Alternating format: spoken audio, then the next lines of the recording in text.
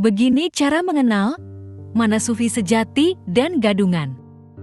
Dunia tasawuf, dunia mistik, karamah, hikmah, dan dunia supranatural lainnya selalu berhasil memancing perhatian publik, baik yang dijalani oleh mereka yang berstatus sebagai gus istilah untuk putra kiai tanah Jawa beneran yang terbentuk oleh seleksi alam maupun gus buatan sendiri.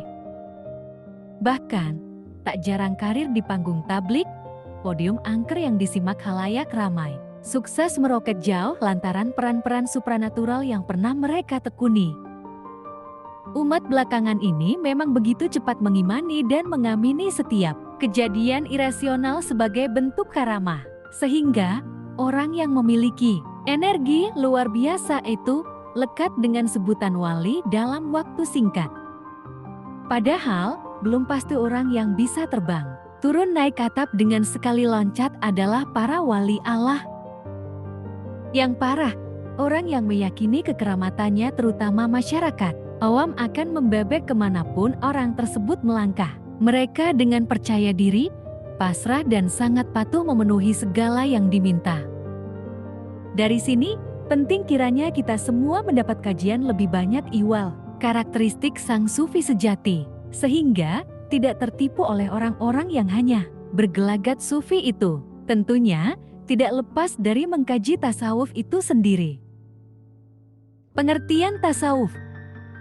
Tasawuf atau tasyawuf yang merupakan kata dasar bentuk masdar dari tasyawafa ya tasyawafu ini, menurut Imam Junaid al-Baghdadi adalah sebentuk proses seorang hamba untuk sampai pada titik kepasrahan tertinggi, sekaligus berhasil mencapai kondisi hati di mana antara hamba dengan Tuhannya berdampingan langsung tanpa sekat. Ia mengatakan, sebagaimana dikutip Imam Ahmad bin Muhammad bin Ajibah al-Hasani dalam Mikatul Himam fi Syarhil Hikam, halaman 16.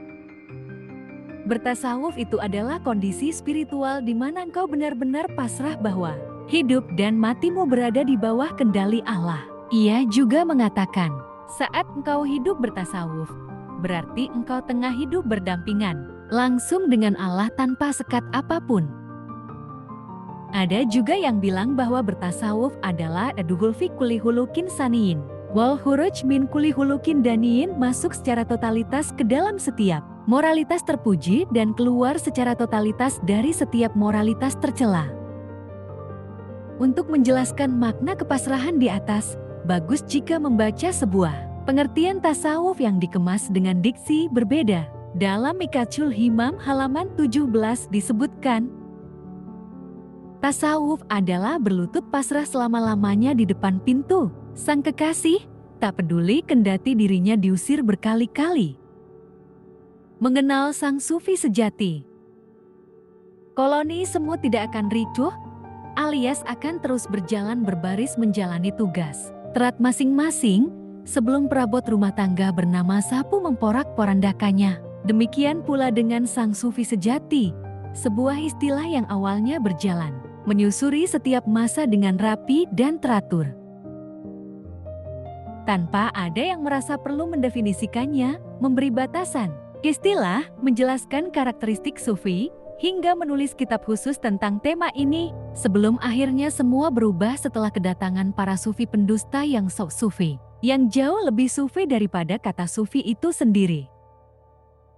Maka wajar jika kedatangan para tokoh sufi sejati sejak abad pertengahan mengkritik hingga ke akar rumput para pemuka agama yang menyebut diri sebagai ulama, istilah yang lebih populer dibanding sufi di masa itu, namun berlumuran dusta munafik bermuka dua, menjilat sana-sini demi kepentingan dunia, jabatan, dan popularitas. Mereka menjual nama ulama yang angker itu di hadapan para penguasa. Adalah kitab Ihya Ulumuddin termasuk di antaranya. Al-Ghazali menyebut golongan tipe ini sebagai ulama ulama amoral. Sufi sejati selalu merasa butuh kepada Allah walau telah kaya raya, selalu merasa hina kendati telah mendapat kemuliaan, dan selalu merasa terpendam meski telah mendapat popularitas tertinggi. Kita sepakat bahwa kaya bukanlah penghalang seseorang menjadi sufi sejati. Terpenting ia tidak terpedaya oleh kekayaan yang dianugerahkan kepadanya. Begitu halnya dengan kemuliaan dan ketenaran. Tetapi jika kekayaan membuatnya sombong dan lebih rakus mencari dunia, kemuliaan juga membuatnya merasa tak terhormat saat dicaci dan keberatan. Ketika orang-orang tidak menghormati, terlebih saat ia memanfaatkan popularitasnya untuk menindas serta mempermalukan orang lain, jelas bukan sufi sejati. Banyak disebut-sebut juga bahwa sang sufi sejati itu bagai tanah subur yang menjadi tempat segala hal buruk, namun selalu tulus membalasnya dengan segala bentuk keindahan. Para ulama mengatakan, keburukan paling akut alias keburukan di atas setiap keburukan terdapat dalam diri seorang sufi yang pelit. Alasannya, karena gelar sufi itu diberikan kepada pelaku kebajikan dengan nominasi terbaik, sedang Al-Quran sangat tegas mengatakan, "Lan tanalul birra hatta tunfiqu mimma tuhibbun." Kamu sekali-kali tidak sampai pada kebajikan yang sempurna sebelum kamu menafkahkan sebagian harta yang kamu cintai. Qis. Nilai Imran 3:92. Mari perlahan berbenah diri dan jangan sampai tertipu oleh orang-orang yang sok sufi. Semoga Allah senantiasa menjaga kita semua. Semoga bermanfaat. Wallahu a'lam bishawab.